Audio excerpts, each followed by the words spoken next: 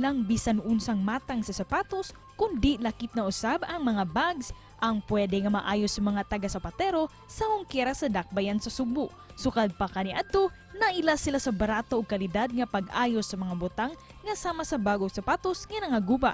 Apan sukad ganito mo ang pandemya, nahugno ang ilang negosyo. Ug karon nga gipaluagan na ang pagpanggawas sa mga tao, ingon man ang pagpahigayon og face-to-face classes atong kumustahon ang ilang negosyo, pinaagi sa itong paghinabi sa ilang presidente sa asosasyon nga si Marvin Villavenda, dinhi lang sa GMA Regional TV Live.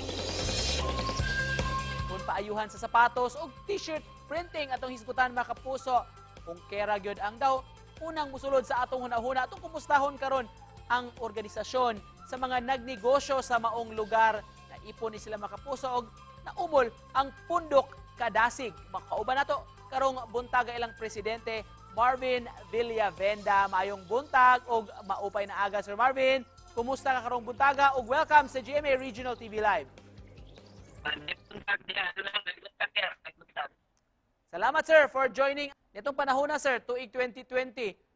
Giunsa man ninyo pagsaparaan ni sir unsa man inyong mga means of income labi na nga nag-lockdown ta. Walang gyud ang kuan sa uban ng mga kaubanan diri nanguli og bukid.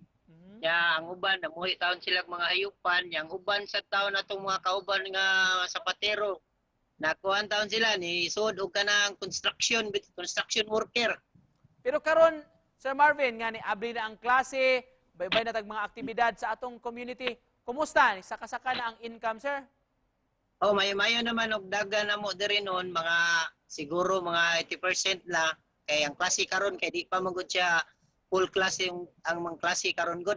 Pila man mo tanan sir sa inyong grupo diha sa Pundok Kadasig? Diri ta mo diri sa patusan kuan mi kabuk diri 14 mi kabuk diri. Oho. Ya mga patero ubay-ubay pod.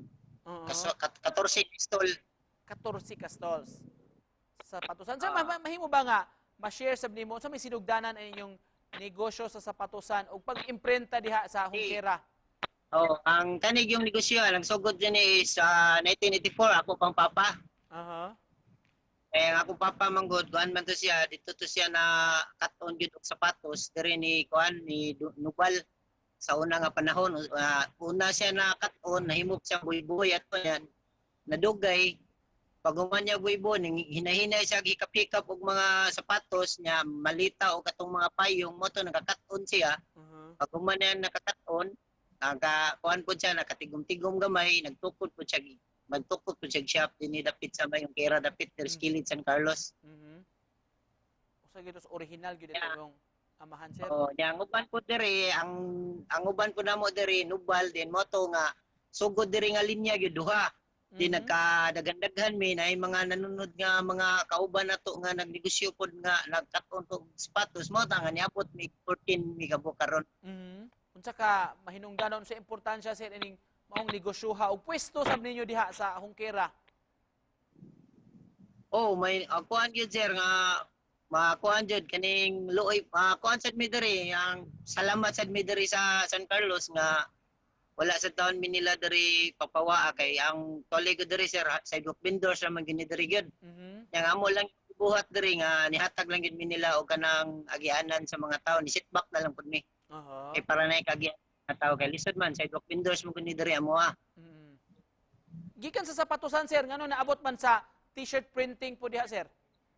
Oh, mao ni ang istorya mo gud ani kay ang uban diri gyud sapatusan diri dunta then ang uban nakauna-una man nga mag-printing kay murag ang printing murag alternative ba in case kung mingaw ang sapatos napoy lang yo sa sinina kay usay man season man pod na sapatos kusog usay mingaw ang t-shirt bali-bali sir ba.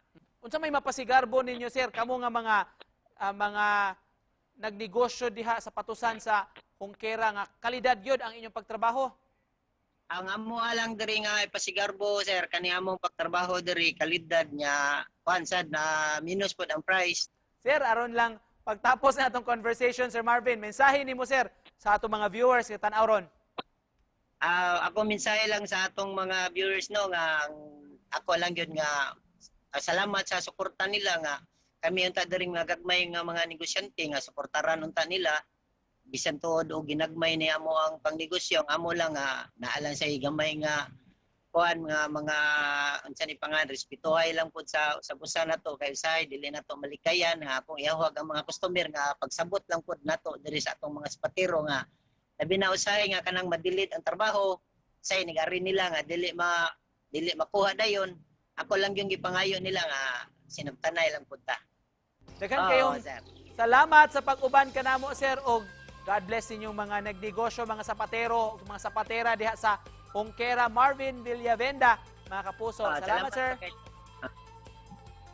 Thank you sir, thank you kayo sa inyong pagkuha na mo diri pagsuporta og gitagaan ninyong higayon nga makuha ninyo diri ma-interview mo diri mga ginagmay ng mga negosyo. Daghang kay salamat sir. Salamat sir.